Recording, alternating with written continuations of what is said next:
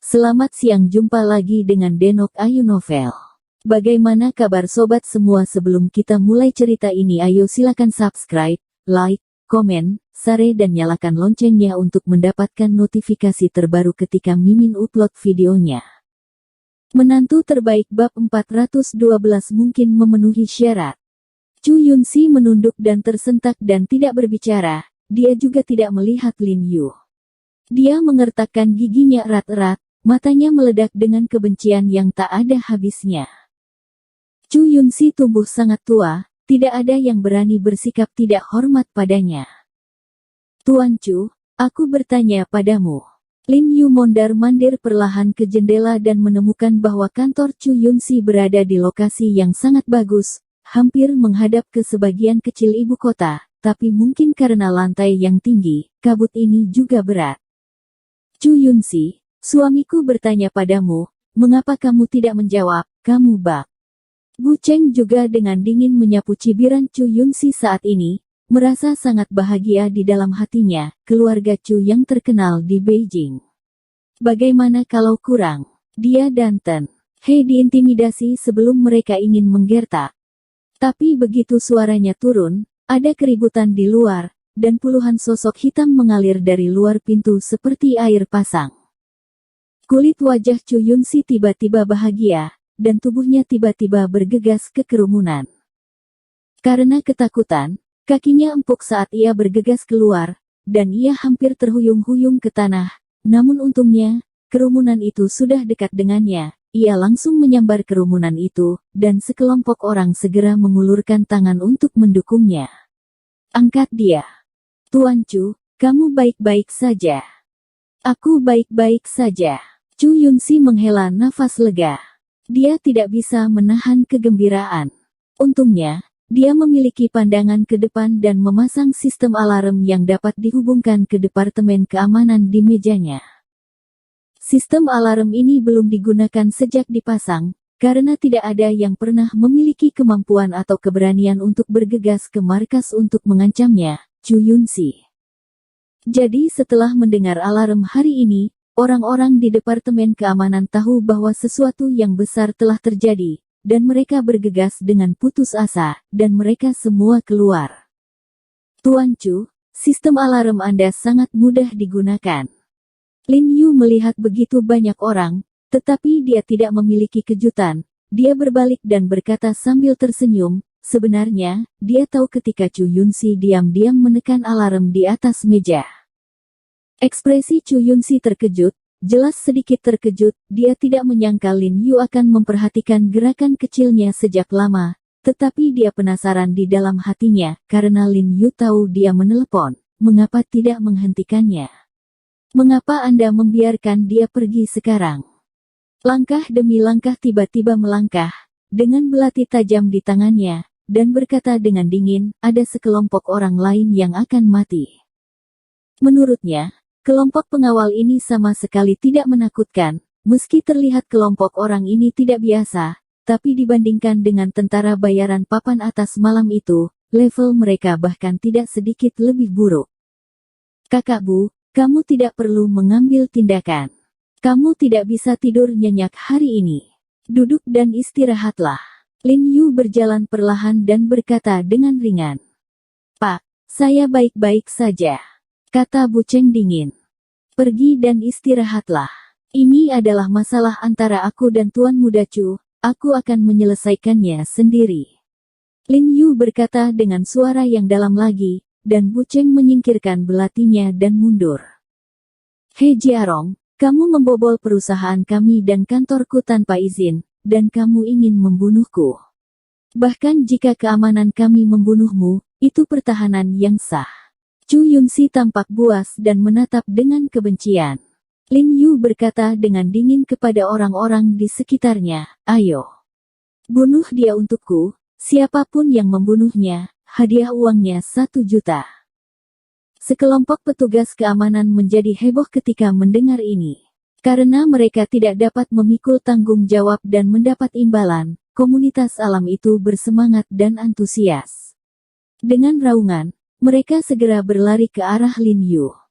Pada saat ini, tubuh Lin Yu hampir pulih, dan serangan yang diserbu oleh sekelompok orang ini sulit diatur, jadi Lin Yu tidak menganggapnya serius, dan tiba-tiba dia menyapu, mengangkat tangannya untuk meletakkan yang depan. Kedua orang itu kemudian terjun ke dalam kerumunan, berjalan begitu cepat hingga hampir berubah menjadi satu sosok. Chu Yunxi melihat keterampilan luar biasa Lin Yu, hatinya bergetar, dan akhirnya dia tahu mengapa Lin Yu mampu menerobos pengepungan malam itu, dan dia akhirnya tahu mengapa Zhang Yihong, yang terkenal seperti dia, dipukuli di seluruh lantai oleh Lin Yu. Naik. Dia tahu bahwa dia mungkin berbahaya untuk tinggal di sini, jadi dia segera menyentuh pintu, berbalik dan berjalan keluar. Tetapi saat dia menoleh, dia tiba-tiba melihat sosok berdiri di depannya. Ketika dia mendongak dan melihat Lin Yu, tubuhnya tiba-tiba bergetar, dan dia memandang Lin Yu dengan ngeri, seolah-olah dia telah melihat hantu. Tuan Muda Chu, kau sedang terburu-buru di mana? Lin Yu menatapnya sambil tersenyum. Di pintu, dia ada di depan pintu. Presiden Chu, jangan takut, kami akan melindungimu. Pada saat ini, sekelompok penjaga keamanan di belakang Chu Yunxi melihat sekeliling dan menemukan bahwa Lin Yu tidak tahu kapan dia bergegas ke pintu, dan segera berteriak dan bergegas lagi. Tapi sebelum mereka bergegas ke punggung Chu Yunxi, Lin Yu sudah mencubit leher Chu Yunxi lagi, dan berkata dengan dingin, siapapun yang berani maju, aku akan mencekiknya sampai mati. Wajah penjaga keamanan tiba-tiba berubah, dan mereka segera berdiri di sana, menunjuk Lin Yu dan berteriak, mengancamnya untuk segera melepaskan Chu Yunxi. Tapi Lin Yu tidak memperhatikan mereka, memandang Chu Yunxi, dan mencibir, tahukah kamu mengapa aku tidak menghentikanmu sekarang? Aku hanya ingin memberitahumu bahwa meskipun ada begitu banyak orang yang melindungi kamu, jika aku ingin membunuhmu, masih mudah untuk membunuhmu. Wajah Chu Yunxi pucat, dan seluruh tubuhnya gemetar, perasaan sekarat sekarang menyerang lagi, dan dia ketakutan. Ketika dia melihat Lin Yu, dia sepertinya melihat dewa kematian. Saya mengatakan bahwa masalah kali ini tidak ada hubungannya dengan keluarga Chu Anda, maka saya akan melepaskan Anda. Sekarang, apakah menurut Anda saya memenuhi syarat untuk mengatakan ini? Lin Yu mengangkat dadanya, dan ada sesuatu dalam kata-katanya. Mendominasi. Pada saat ini, dahi Chu Yunxi terlihat keras dengan urat biru, meskipun dia tidak mau mengakuinya, untuk menyelamatkan hidupnya, dia hanya bisa mengangguk tanpa daya. Saudara. Pada saat ini, tiba-tiba ada seruan dari koridor, dan kemudian sosok cantik dengan cepat berlari. Lin Yu melihat ke belakang dan tidak bisa menahan tertegun, dan menemukan bahwa itu adalah Chu Yunwei. Tuan Ho. Melihat Lin Yu mencubit kakak laki-lakinya, ekspresi Chu Yunwei berubah, dan suaranya memohon, Tuan Ho, dapatkah Anda melihat saya? Demi kenalan kita, abang saya. Sebenarnya, dia ingin mengatakan itu untuk pelaporannya, tetapi dia takut kakaknya akan tahu, jadi dia mengubah kata-katanya untuk sementara. Melihat tampilan memohon Chu Yunwei, Lin Yu tidak bisa membantu tetapi melepaskan kekuatan Chu Yunxi. Jika Chu Yunwei tidak menelepon Li Zhensheng malam itu, dia mungkin masih hidup atau mati, jadi dia berutang cinta pada Chu Yunwei. Terima kasih Tuan He. Chu Yunwei mengangguk kepada Lin Yu, dan berhenti berbicara, lalu segera berjalan untuk mendukung kakaknya, dan berkata dengan prihatin, saudaraku, kamu baik-baik saja. Tidak apa-apa. Chu Yunxi batuk beberapa kali dan mengulurkan tangannya untuk menggosok lehernya. Setelah Lin Yu mencubit 2 kali ini, dia sudah memiliki 5 sidik jari merah cerah di lehernya. Tuan Muda Chu, saya hanya memberi Anda peringatan kecil hari ini. Ngomong-ngomong, saya juga memberitahu keluarga Chu bahwa He Jiarong tidak begitu baik untuk menindas. Lin Yu melirik Chu Yunxi dengan wajah tenang, dan Chu Yunxi berwarna hijau. Wajahnya tidak berani berbicara. Semuanya, pergi bersama dan tangkap dia. Pada saat ini, sekelompok personel keamanan di belakang Chu Yunxi mencoba muncul lagi untuk menangkap Lin Yu, tetapi mereka dimarahi oleh Chu Yunwei. Sekelompok ember beras. Persetan dengan saya. Chu Yunxi juga melirik mereka dengan marah. Dan sekarang ada antusiasme lain, mengapa persetan itu pergi? Nona Chu, bisakah aku mengambil langkah untuk berbicara denganmu? Lin Yu menoleh ke Chu Yunwei dan berkata. Chu Yunwei mengangguk, menatap kakak laki-lakinya, dan berkata, saudaraku, saya akan mengirim Tuan He keluar, dan saya akan segera kembali. Chu Yunxi mengangguk dengan tenang dan tidak berhenti. Kemudian Chu Yunwei turun bersama Lin Yu dan meninggalkan gedung Yunxi. Nona Chu, jangan salah sangka, alasan mengapa aku mulai dengan kakakmu adalah karena dia menghinaku lebih dulu. Lin Yu buru-buru menjelaskan kepada Chu Yunwei. Chu Yunwei mengangguk. Dia tahu apa yang tidak ditangani oleh kakak tertuanya dan Lin Yu, dan kemudian bertanya pada Lin Yu dengan prihatin, Tuan He, saya mendengar bahwa Anda terluka parah malam itu. Anda ditangkap. Ya, saya ingin berterima kasih kepada Nona Chu karena telah melaporkan surat itu tepat waktu dan membiarkan saudara Li pergi menjemput saya, jika tidak. Saya khawatir saya tidak dapat menyelamatkan hidup saya. Lin Yu tersenyum dan berkata, kemudian dia menoleh ke belakang dan berkata dengan wajah serius, Nona Chu, aku hanya ingin bertanya, bagaimana kamu tahu apa yang terjadi malam itu? Ini. Chu Yunwei menggelengkan bibirnya, tampak malu, aku juga mendengarkan orang lain. Adapun siapa yang mengatakan itu, Tuan He tidak boleh bertanya lebih banyak.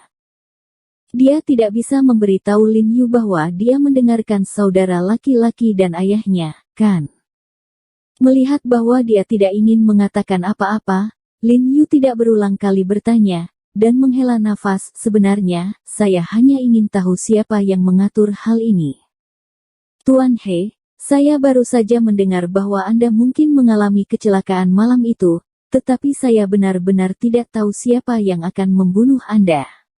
Chu Yunwei meremas tinjunya saat dia berbicara. Bahkan, dia juga ingin tahu siapa yang begitu kejam dan menginginkan Lin Yu sampai mati. Kalau begitu aku akan memeriksanya sendiri. Lin Yu tersenyum, lalu mengangguk pada Chu Yunwei. Jiarong sekali lagi berterima kasih pada Nona Chu atas bantuannya. Tuan, dia sopan. Chu Yunwei menatap Lin Yu dengan tatapan aneh di matanya ketika dia memikirkan dia dipaksa untuk menikah lagi, hatinya campur aduk. Nona Chu, ada apa? Ada apa? Lin Yu bertanya agak bingung, sepertinya memahami rasa sakit di hatinya, dan berkata dengan tegas, Nona Chu, jika ada yang ingin Anda katakan, saya berutang padanya Jiarong. Kamu mati, dan kebaikan orang itu dari air yang menetes akan terbayar pada musim semi, jadi jika kamu dalam masalah, bahkan jika kamu harus pergi ke pedang, gunung dan api, aku akan mati. Tidak apa-apa. Chu Yunwei tersenyum dan menggelengkan kepalanya, menatap mata Lin Yu dengan sentuhan lembut, dan berbisik, Tuan He, kamu bisa aman dan bahagia di masa depan, dan semuanya bebas khawatir. Imbalan terbesar saya. Lin Yu tidak bisa membantu tetapi tertegun ketika dia mendengar ini, dan kemudian mengangguk dengan emosi, dan berkata dengan penuh syukur, terima kasih Nona Chu. Chu Yunwei mengangguk sedikit, lalu menoleh dan berjalan mundur dengan cepat, matanya sudah sedikit merah. Tuan, sepertinya dia menyukaimu. Pada saat ini, Bu Cheng di belakang Lin Yu tiba-tiba berbicara. Lin Yu berbalik dan menatapnya dan tersenyum, Kakak Bu, jangan bicara omong kosong, apakah kamu pernah menjalin hubungan? Katakan saja kamu suka. Tidak, tapi aku tahu perasaan itu tidak bisa ditutup-tutupi. Bu Cheng berkata dengan suara rendah, aku merasakan dari matanya, kamu sepertinya sudah saling kenal selama bertahun-tahun. Kita sudah saling kenal selama bertahun-tahun. Lin Yu sedikit terkejut, dan tidak bisa menahan pikiran Chu Yunwei yang menunjukkan foto itu pada dirinya sendiri. Mungkinkah, apa hubungan antara Chu Yunwei dan He Jinrong? Dia menganggap dirinya He Jinrong juga. Pak, selanjutnya kita mau kemana? Tanya Bu Cheng dingin.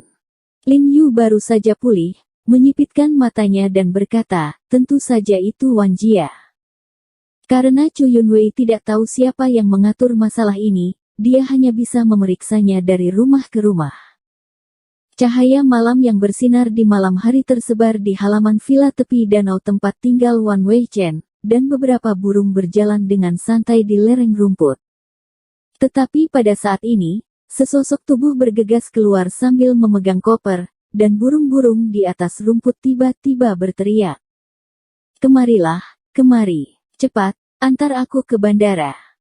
Orang yang keluar adalah Wan Weichen, memegang koper di tangannya dengan erat dan berteriak dengan keras.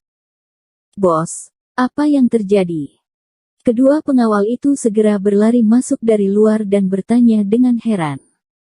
Cepat, pergi mengemudi dan bawa aku ke bandara, kata Wan Weichen dengan wajah pucat, ini akan terlambat.